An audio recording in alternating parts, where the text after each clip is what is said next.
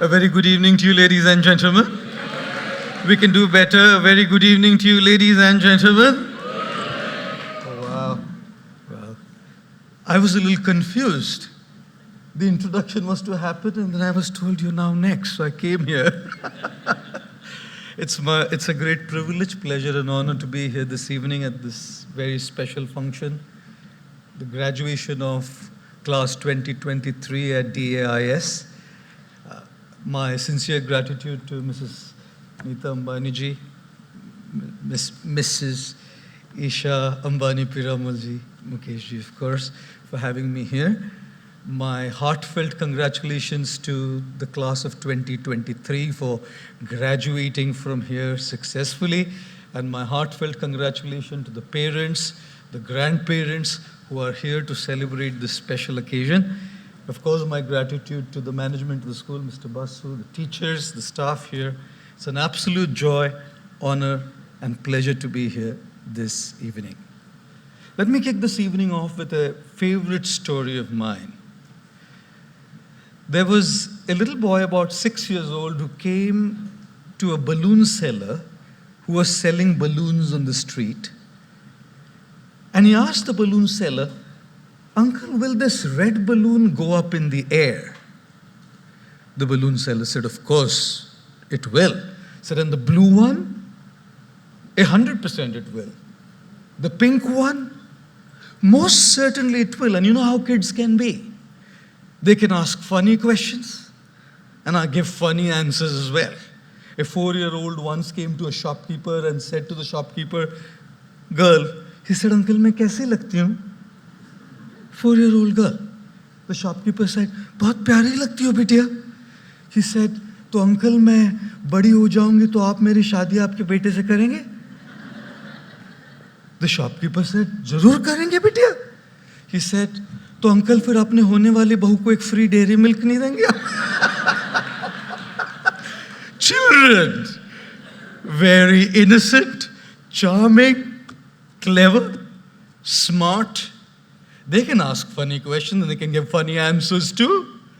A teacher in class asked a 6-year-old, "Which state of India are you from?" He said, "I'm from Arunachal Pradesh, madam." She said, "Can you spell it for me?" He said, "I'm from Goa, actually." Who spells Arunachal Pradesh? Kids are kids, aren't they? This little boy asked, "Will the pink balloon go up? Will the red balloon go up? Will the black balloon go up? Will the blue balloon go up?" The exasperated balloon seller said, "Look, darling, the balloons don't go up in the air based on their colors. The balloons go up in the air based on what's filled inside of them, the gas, the air. That's what takes the balloons to the heights of success."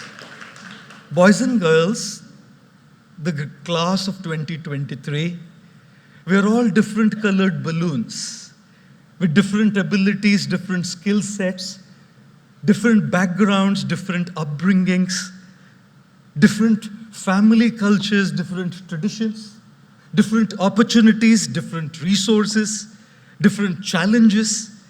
We all have a very different outside. But guess what?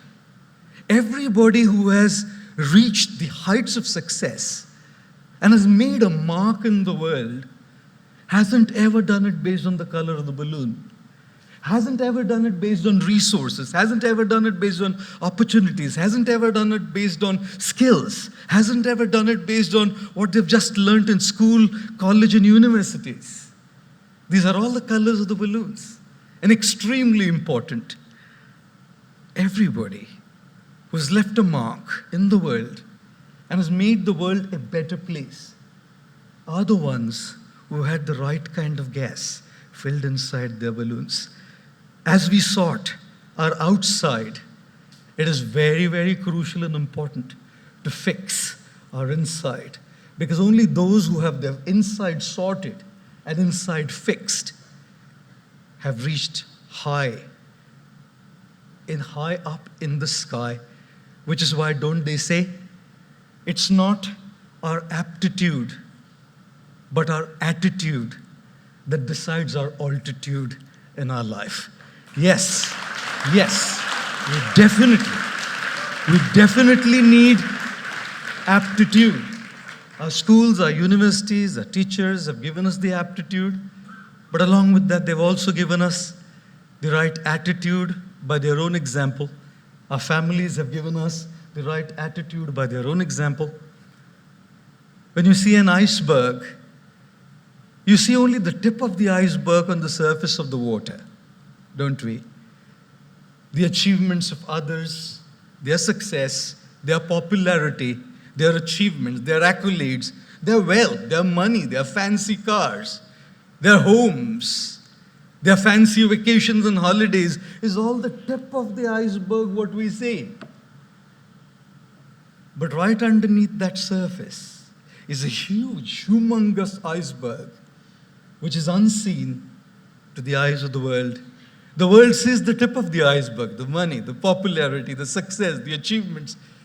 What we do fail to see is the huge iceberg underneath the surface of the water, the failures, the patience, the determination, the grit, the courage, the troubles, the struggles, the resilience, the tenacity. All of these is what makes that little tip sustainable and seen to the world as you are now going to embark on your new journey. And as you work on achieving that tip of the iceberg, my prayer today is that may you never forget the unseen. Take inspiration from your heroes, from your role models, from your families, from your teachers, and learn. As a humongous iceberg underneath that surface of the water that's responsible for the tip of the iceberg to remain there. Remember always, it takes a lot of sleepless nights to become an overnight success. And therefore, here's the first principle that I want to share with all of you today. If you want to get the seen, focus and work on the unseen. If you want the tip to be up there, focus on the huge iceberg underneath the surface. If you want your balloon, the beautiful colored balloon, to soar high up, focus on what's filled inside as well. How many of you love going on a holiday? All of us. How many of you love traveling? Oh, okay, I must put my hand down. I hate traveling. Because in a year, sometimes I end up taking over 300 to 325 flights.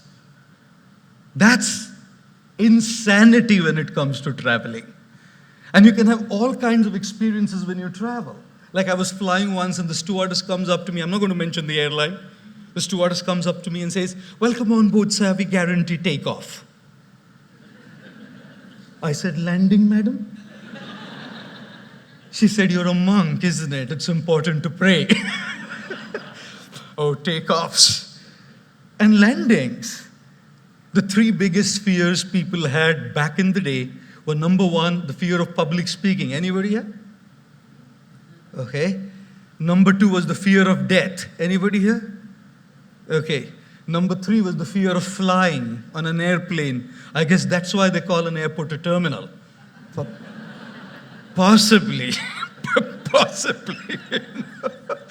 Oh, and those three fears have now been replaced with three biggest fears today. Number one, battery of the smartphone dying. Number two, poor Wi-Fi signal. And number three, that wheel on your phone which says still buffering when you're watching a Netflix show. Ladies and gentlemen, boys and girls, in my experience of travel, I hate travel because it's just so much of it. But how long can you keep saying, "I hate it, I hate it, I hate it"? I don't know, when do we stop this self-defeating talk? I hate this subject. I hate leaving home. I hate going here. I hate doing this. I hate. This self-defeating talk stops us from reaching where we want to reach in our lives. I have traveled to the United States. I said, right, I'm like, do insane stuff. I am an insane guy. I remember going to the US once, flying to New York City, and then going to Orlando for a talk. I was in the US for 16 hours. I flew for 22 hours to be in the US for 16 hours and got back to Mumbai for another function. And in 6 days after that, I flew back to New York City, 17 and a half hours, to be there for 48 hours and come back again for a function in Mumbai. 3 days after that, I flew back again to Chicago to be there for 36 hours to come back to Mumbai. And at the immigration, there was an Afro-American gentleman sitting there. He said, "Why don't you just stay, young man? You're just zipping in and out all the time." And guess what I learned? When you're traveling so much, 17 and a half hours of a flight, Mumbai to New York. We're all looking forward to reach the destination when the flight lands. But in looking forward to the destination, very often, ladies and gentlemen, boys and girls, we forget to enjoy the journey. What a sheer waste of 17 and a half hours. If I say I hate flying, I don't hate this. I hate being on the flight. I hate this food on the flight. I hate being on the seat. I hate. And I'll only be happy when I land and I'm in New York City. I have wasted 17 and a half hours of my precious time. I have wasted my journey. What I want to share with all of you is, we move from one point to another point, go from one destination to another. You came here in the kindergarten, you moved to grade 1. Destination point A to B, in between the journey was 365 days. And you've been moving from one destination to another. Today, at the school, it's your final destination. You move out, now looking forward to your next destination. At Columbia, at NYC, at Yale, at Stanford, at Oxford. And what I do want to share with all of you is, destinations are important, but do not forget to enjoy the journey, because the journey to the destination is very long.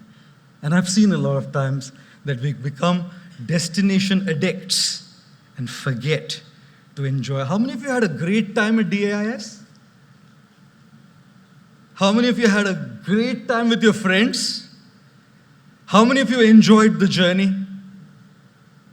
Okay, wow.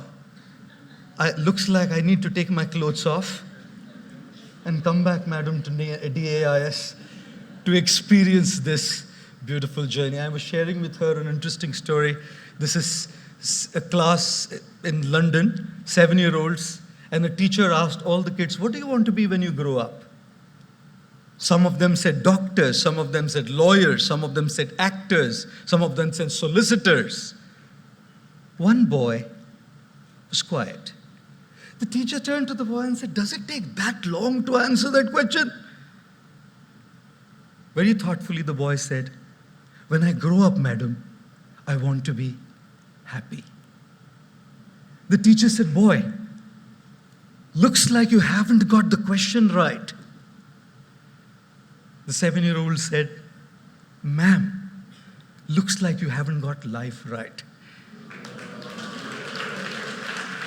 Because if you would have gotten life right, you would know that everything that we do is wanting to be happy. And this answer was given by the legendary John Lennon of the Beatles group. Right?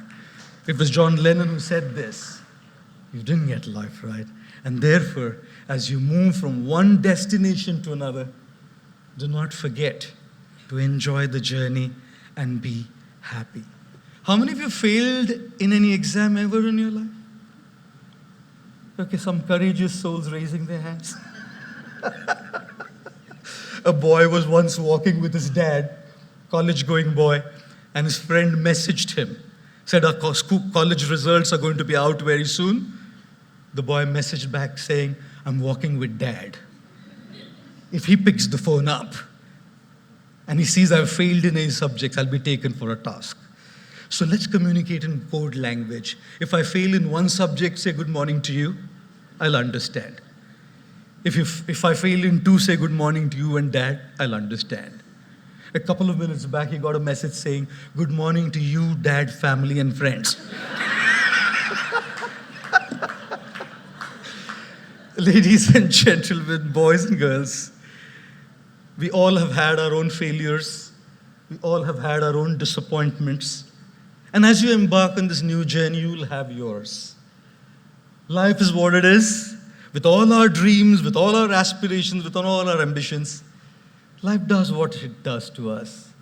And when failures do come, disappointments do come, we need something very incredible. I remember when I was graduating and I was finishing my diploma in engineering, I stood second in the state of Maharashtra, and I missed my first rank by 4 marks. I was very, very disappointed. I came back home with tears in my eyes, and it is at that time I remember my father coming and patting on my back and said, "Look, dear son, people will forget the grades and people will forget the marks.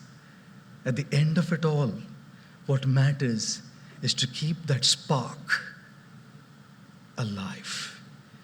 We need somebody to help us keep that spark alive." If I might borrow a glass of water. Thank you so much. You know something? All of us, in us, have the spark. All of us. That spark to do something, that spark to make a difference, that spark to succeed, that spark to soar high. And this is what life does to us. Dunks us in a glass of water. This is what life did to me when I wanted to stand first. I was disappointed. I lost my first rank in the state of Maharashtra for 4 marks. And what life does to us kills that spark within. This is what life does. Extinguishes the spark. Sometimes we feel, I just can't keep going. I can't do it. I feel helpless. It's at those times that we need somebody to trigger that spark back within us, ladies and gentlemen.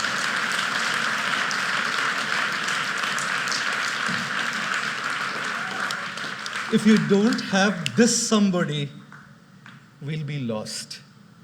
For me, it was my dad. And I hate saying it. I disagreed with him. I didn't speak to him for 2 full years. He had to fall on my feet and say, "Sorry, son, for whatever I did." I didn't say you're sorry.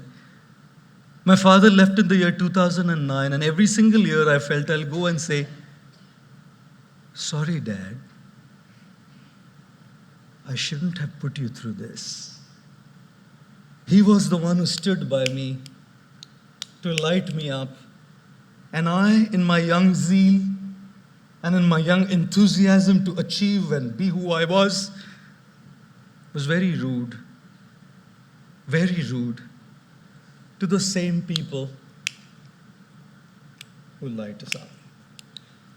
The graduating class of 2023, when life takes the spark off, you will need someone. Is it your mom, your dad, your teachers, your mentors, your guides, your friends? Find somebody who will light you up.